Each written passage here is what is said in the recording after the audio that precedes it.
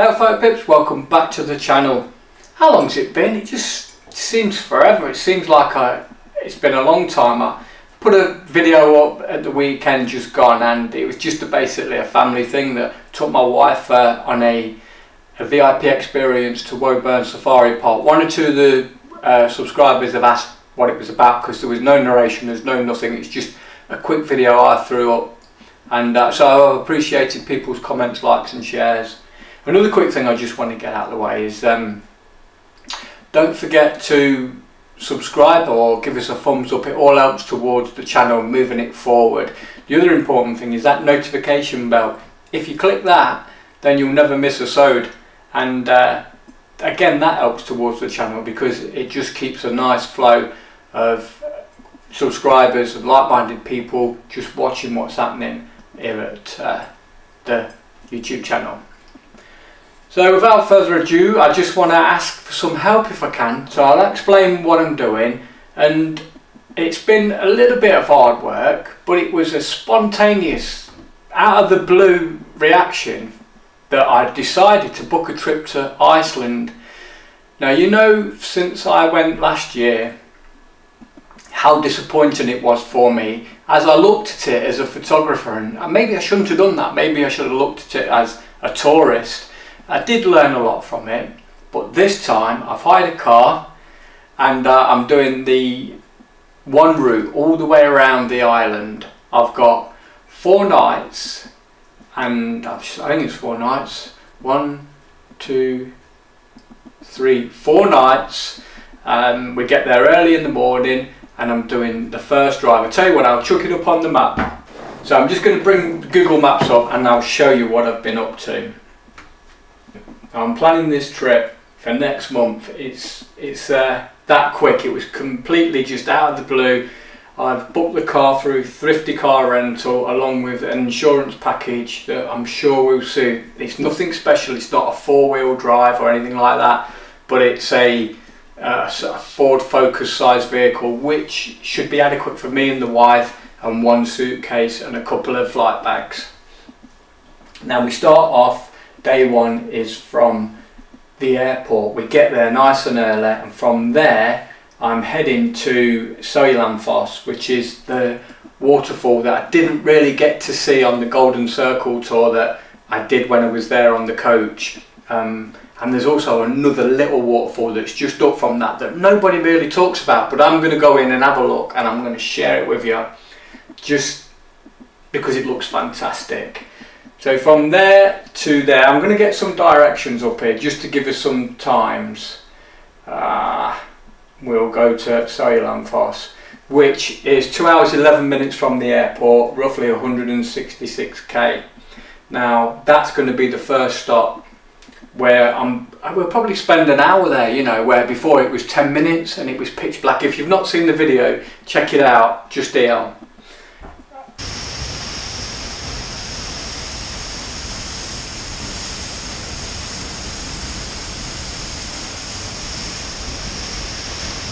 So from there, I'm going to go from there to Vik, which is 45 minutes drive away, which is perfect because Vik's such a beautiful place. Again, we stopped there. I remember the sun was setting.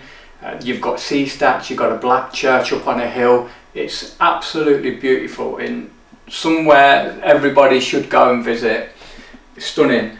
So from there, we're going to the Glacier Lagoon, which is roughly just there, and this is all on Route 1, so I've not come off Route 1 yet. That is from Vik to, let me just check, make sure that is Glacier Lagoon. Yep. So that's a nice bit of a drive. I know I'm going to be stopping along the way. One thing I did want to do that again I'm not going to be doing is near Vik, the old aircraft that crash landed in the 70s. But since that clown Justin Bieber has been on it and rode his skateboard on it, people have just gone mad for it. And you know what? It's just a carcass of a plane. It's just because that clown's been on it. Jesus. Okay, I've calmed down now. So yeah, I'm not going to be doing the plane, which is, it is what it is, so not to worry.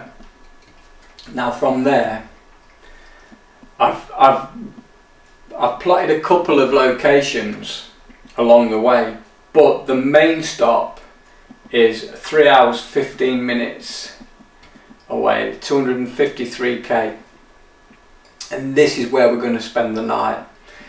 It's roughly an 8-hour journey from the airport, just driving if things go well. But in between, I know we've got them stops, and you know I'm going to be stopping. Route 1's brilliant, it's just one road, but Iceland's very much like when you draw around your fingers, around your hand. It's not straight, you've got to go in and out and in and out to get basically anywhere. Just here, if I can find it, yes, oh my Lord of Lords, Esterhorn.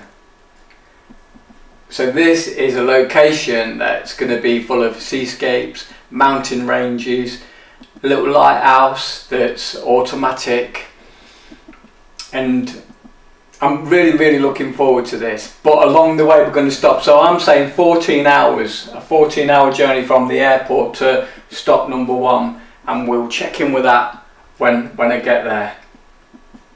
So from there I'm going to be going to, we're going to go head north, and from the north we're going to go to, there is the next stop. The night before it's just going to be pure rest. Remember, the sunset and the sunrise is only, I think, 2 to 3 hours.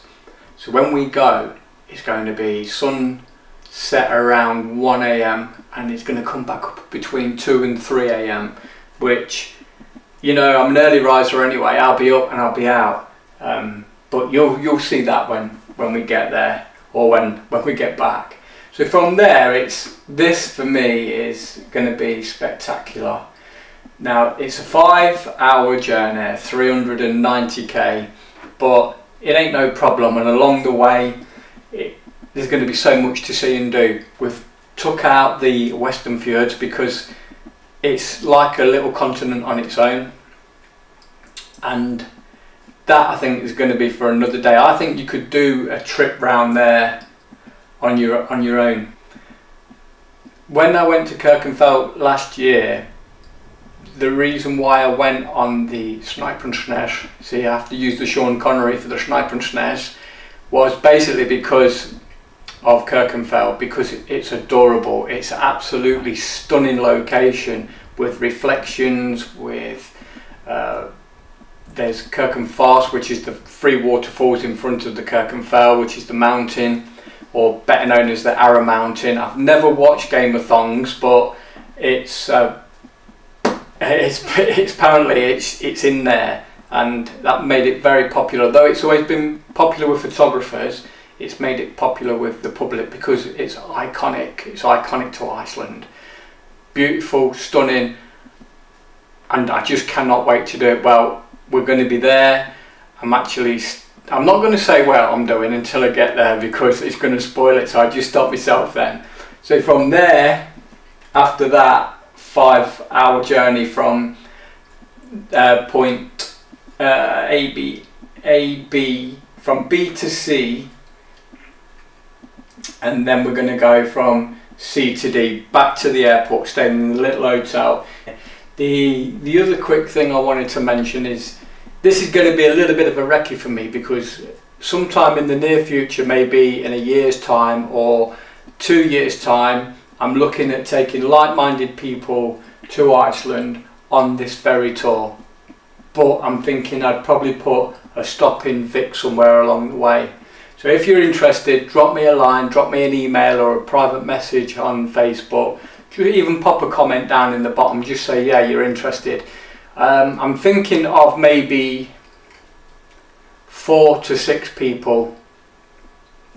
That's it, 4 to 6 people. So if I can get it done for next year, let me know your interest, and I'll send you some information of what I'm thinking after the fact, once I've been and I've sussed it out to see if I could do it. So what is it that I'm actually after from yourselves in the form of a little bit of help? Well, that would be some locations, maybe somewhere that you've been or you've planned about doing this route and you thought this would be a great location but never got round to it, never got round to doing it. Keeping in mind, time is a factor, and I don't want to go too far off the beaten track because I need to get to these certain areas certain times.